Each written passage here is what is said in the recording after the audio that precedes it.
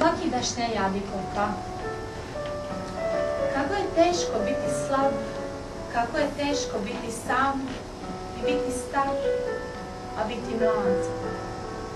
I biti star i nemoćan i sam, bez ikoga i nemiran i očajan.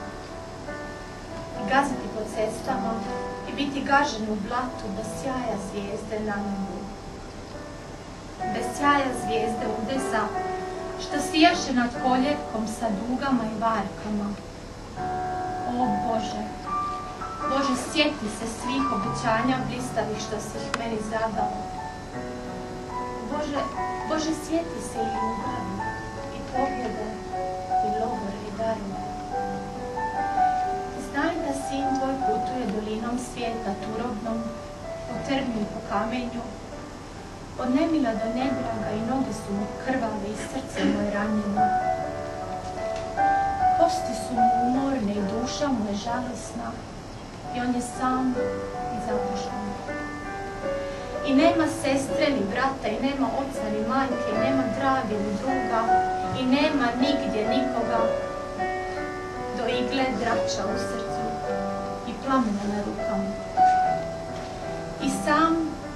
I samzak putuje po zatvorenom plaveti pred zamračenom pučinom. I komu da se potuži? Da njega nitko ne sluša, ni braća koja lutaju. O Bože, žeže tvoja riječ i tjesno je u grlu i željna je da zavapi. Ta besjeda je lomača i dužan sam je viknuti ili ću glavnjom planuti.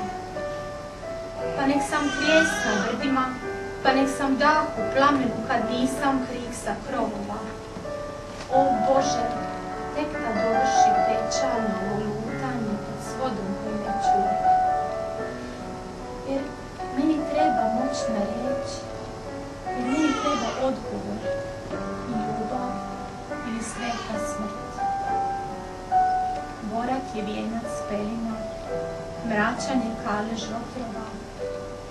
Ja vapim žarki ili ništa, jer mi je mučno biti slab, jer mi je mučno biti sam, kada bih mogao biti ja, kada bih mogao biti drag, no mučno je, najmučnije, biti već star, a tako mlad.